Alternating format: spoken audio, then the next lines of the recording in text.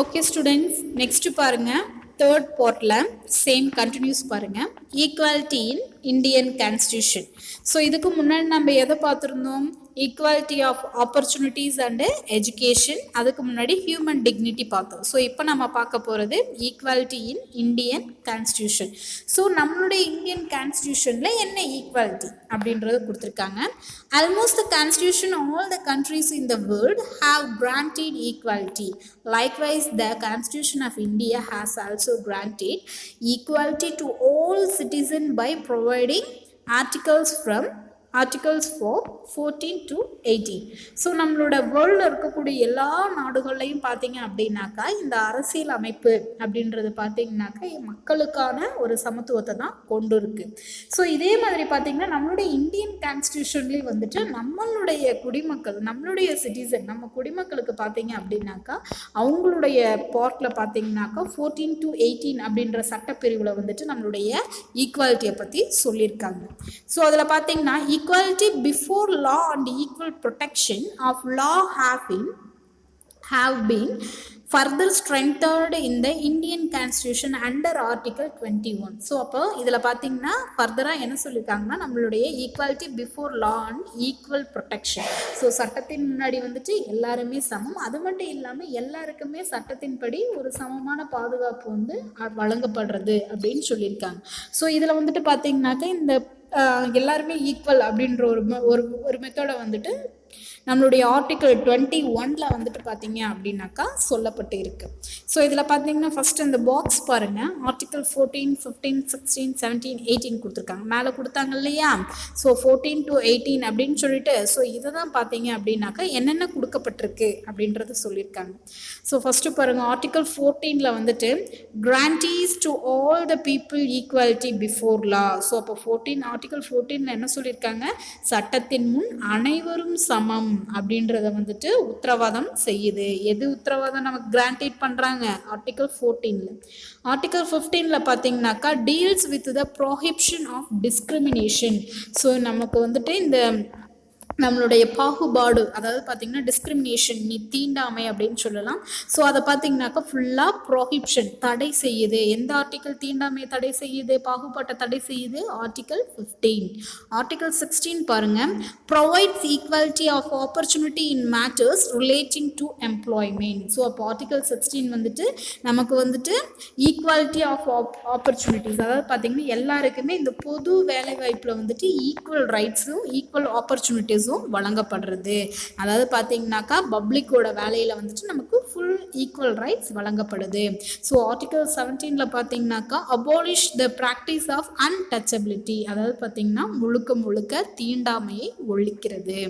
Article 18 பார்த்தீங்கன்னா abolishes the titles conferred the citizen. So அப்போ பார்த்தீங்கன்னாக்கா நம்ம சிட்டிசனுடைய இந்த பட்டங்கள், அதாவது பார்த்தீங்கன்னா கான்ஃபர்ட் டைட்டில்ஸ் அப்படின்னு பார்த்தீங்கன்னா நம்மளுடைய பட்டங்கள் அழித்து நம்ம வந்துட்டு வேறுபட்டு இருக்கோம் இல்லையா? ஸோ அதெல்லாத்தையும் வந்துட்டு ஒழிக்கப்படுது. நீ சிட்டிசன் இல்லை அப்படின்னு சொல்லி நம்மளை யாராவது வந்துட்டு ஒதுக்கி வைக்கிறாங்க இல்லையா? ஸோ அது வந்துட்டு பார்த்தீங்கன்னா முழுக்க அபாலிஷ் பண்ணப்படுது. எந்த ஆர்டிக்கலில்?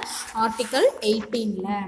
அண்ட் தென் நெக்ஸ்ட்டு பாருங்கள், we can promote equality by. So நம்ம எல்லாமே பார்த்தீங்கன்னாக்கா எந்தெந்த வேஸ், அதாவது பார்த்தீங்கன்னா எந்தெந்த வழியில் வந்துட்டு நம்ம வந்து நம்மளோட ஈக்குவாலிட்டியை மேம்படுத்தலாம், எப்படியெல்லாம் ப்ரொமோட் பண்ணலாம் அப்படின்னாக்கா ஃபஸ்ட்டு நம்ம என்ன பண்ணணும்? ட்ரீட்டிங் ஆல் ஃபேர்லி, எல்லாரையுமே நியாயமான முறையில் நம்ம வந்துட்டு நடத்தணும். யாரையும் ஏமாற்றக்கூடாது, யாரையும் இவங்க கீழ்த்தனமானவங்க, இவங்க கீழ் ஜாதி மேல் ஜாதின்னு எந்த ஒரு பாகுபாடும் பார்க்கக்கூடாது. நெக்ஸ்ட்டு பார்த்தீங்கன்னா கிரியேட்டிங் அண்ட் இன்க்ளூசிவ் கல்ச்சர், அதாவது பார்த்தீங்கன்னா எல்லாரையும் பார்த்தீங்கன்னா ஒரே பண்பாட்டின் உடையவர்களாக வந்துட்டு உள்ளடக்கணவங்களா உருவாக்கணும். And then third one ensuring equal access to opportunities. So எல்லாருக்குமே பார்த்தீங்கன்னாக்கா ஈக்குவல் ஆப்பர்ச்சுனிட்டிஸ் வந்துட்டு வழங்கப்படணும். Enabling to develop full potential. So அப்போ பார்த்தீங்கன்னாக்கா ஒரு மனிதனுக்கு வந்துட்டு ஃபுல் பொட்டென்ஷியல், அவனோட முழு ஆற்றலையும் வந்துட்டு மேம்படுத்த நாம் அவங்க ஊக்குவிக்கணும், எனேபிள் பண்ணணும். And then making laws and policies. So நம்மளுடைய சட்டம் அண்ட் தென் நம்மளுடைய கொள்கைகளை வந்துட்டு நாம் மேக் பண்ணணும். அண்ட் தென் ஃபைனல் பார்த்திங்கன்னா எஜுகேஷன். ஸோ அப்போ பார்த்திங்கன்னா ஒரு மனிதனுக்கு எது ரொம்ப இம்பார்ட்டன்ட்? எஜுகேஷன். ஸோ அப்போ கல்வின்றதை வச்சு நம்ம வந்து என்ன பண்ணலாம்? நம்மளுடைய சமத்துவத்தை வந்து மேம்படுத்தலாம். அண்ட் தென் லாஸ்ட் எண்டு பாருங்கள், கன்க்ளூஷன். ஸோ ஃபைனலாக நம்ம வந்துட்டு இந்த லெசனுடைய கன்க்ளூஷனுக்கு வந்தாச்சு. ஸோ ஃபஸ்ட்டு பாருங்கள், India is the largest democratic country in the world. So நம்மளோட உலகத்திலேயே பார்த்தீங்க அப்படின்னாக்கா இந்தியா தான் வந்துட்டு ரொம்ப பெரிய டெமோக்ராட்டிக் கண்ட்ரி, மக்களாட்சி நடக்கக்கூடிய ஒரு நாடு அப்படின்னு நம்மளோட இந்தியாவை சொல்லியிருக்காங்க. Equality and justice are the pillars of democracy. So அப்போ நம்ம நாட்டினுடைய பில்லர், ஒரு பெரிய தூண் அப்படின்னு சொல்லி எதை சொல்கிறாங்க? ஈக்குவாலிட்டியும் ஜஸ்டிஸ், அதாவது சமத்துவத்தையும் நீதியையும் நம்ம நாட்டினுடைய பெரிய பில்லர் அப்படின்னு சொல்கிறாங்க. அந்த பில்லர் ஆஃப் இந்தியா அப்படின்னு சொல்லலாம். Justice can be achieved when people are treated equality. So அப்போ பார்த்தீங்கன்னாக்கா இந்த ஜஸ்டிஸ் முன்னாடி தான் வந்துட்டு அதாவது பார்த்திங்கன்னா இந்த நீதியின் முன்னாடி என்ன பண்ணுது? என்ன பண்ணுறாங்க? மக்களை வந்துட்டு சமமாக நடத்தப்படுறாது. And then equality is so important because it preserves the dignity of an individual. So இப்போ பார்த்தீங்கன்னாக்கா இந்த ஈக்குவாலிட்டி அப்படின்றது வந்து ரொம்ப முக்கியமானது மட்டும் இல்லாமல் ஒரு பர்சன், ஒரு செப்பரேட், ஒரு தனி மனிதனுடைய டிக்னிட்டியை வந்துட்டு தக்க வைக்கக்கூடிய ஒன்றா இருக்குது இந்த equality. So equality is an important principles for a society to functions. So அப்போ இந்த ஈக்குவாலிட்டி அப்படின்றது பார்த்திங்கனாக்கா நம்மளுடைய சொசைட்டியில் இருக்கக்கூடிய நல்ல விஷயங்கள் எல்லாம் இயங்குவதற்கு வந்துட்டு ஒரு முக்கியமான விஷயமா இருக்குது. ஓகே ஸ்டூடெண்ட்ஸ், இதோட இந்த லெசன் பார்த்திங்கன்னா உங்களுக்கு வந்து முடியுது. நெக்ஸ்ட்டு நம்ம என்ன பார்க்க போகிறோம் அப்படின்னாக்கா, அப்படியே கீழே வாங்க, எவாலுவேஷன் கொஷின் வாங்க. Choose the correct answer. First question இருக்கு இல்லையா? ஸோ அதில் பாருங்கள், ஃபஸ்ட்டு சூஸ் பாருங்கள். Which one of the following does not come under equality? So அப்போது இது என்ன சொல்லியிருக்காங்க? இந்த கீழே கொடுத்துருக்குற அந்த 4 ஆப்ஷன்ஸில் எது வந்துட்டு நம்மளுடைய ஈக்குவாலிட்டிக்கு கீழே வர்றதில்லை? யா, இங்கே சொல்லுங்க பார்க்கலாம். ஸோ இப்போ தானே பார்த்தோம். யா, கரெக்ட். ஆப்ஷன் பி, அதாவது right to contest in the election. And then second one, which one of the following is come under political equality? So அதுக்கு ஆன்சர் என்ன சொல்லுங்க பார்க்கலாம். Yeah, correct. Option A, right to petition the government and criticize public policy. And then third one பாருங்க, in India right to vote is given to all the citizens at the age of, correct, 18 years. Option B. So 18 வயசானதான் எல்லாருக்குமே என்ன பண்ணுவாங்க? நமக்கு voting rights கொடுக்கப்படும். And then next fourth question பாருங்க, inequality created by man on the basis of caste, money, religion, etc. is called dash. So அது என்னது? man-made inequality. Correct. Option B. And then fifth one, in Switzerland the right to vote is given to women in the year, நம்ம முன்னாடியே படிச்சோம் இல்லையா, எந்த வருஷத்துல வந்து சுவிட்சர்லாந்தில் விமென்க்கு வந்து voting rights கொடுத்தாங்க? 1971. Correct. Option B. And then next பாருங்க, fill in the blanks.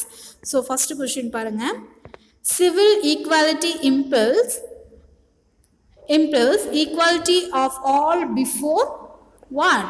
Law. Correct. எல்லாருக்குமே என்னது? சட்டத்தின் முன் அனைவரும் சமம். ஸோ அப்போ equality all before law, LAW, law. Second one, the Indian Constitution deals about the right to equality from article dash to dash. இப்போ நம்ம ஒரு 4 articles பார்த்தோம் இல்லையா, அது எதுலேருந்து எது வரைக்கும்? 14 to 18. கரெக்ட். 14 to 18 நம்பர்ஸ் போட்டால் போதும் கண்ணு. 14 and 18. And then third one பாருங்க, right to contest in the election is a dash right. Election நடத்துகிறாங்க இல்லையா, அது என்ன ரைட்? Political right. ஏன்னா எலெக்ஷன் எதில் தான் வரும்? அரசியலில் தான் வரும். Correct. Political right, POLITICAL, political right. Okay, fourth one பாருங்க, equality means absent of days privileges. அப்படின்னா என்ன? Social privileges. ஈக்குவாலிட்டி அப்படின்னு மீனிங் என்ன? Absent of social. ஸோ அப்போ நீங்கள் என்ன ரைட் பண்ணணும்? Social, SOCIAL, social. ஓகே கண்ணே, நெக்ஸ்ட் பாருங்க, கிவ் ஷார்ட் ஆன்சர் கொடுத்துருக்காங்க அண்ட் தென் கீழே பார்த்தீங்கன்னாக்கா டீட்டெயில் கொஸ்டின்ஸ் கொடுத்துருக்காங்க. ஸோ இது எல்லாமே பார்த்தீங்கன்னா உங்களுக்கு வந்துட்டு நாங்கள் கிளாஸ் ஒர்க்கில் கொடுத்துருக்கோம், அதை பார்த்து கரெக்டாக காப்பி பண்ணிக்கோங்க. Okay, thank you students.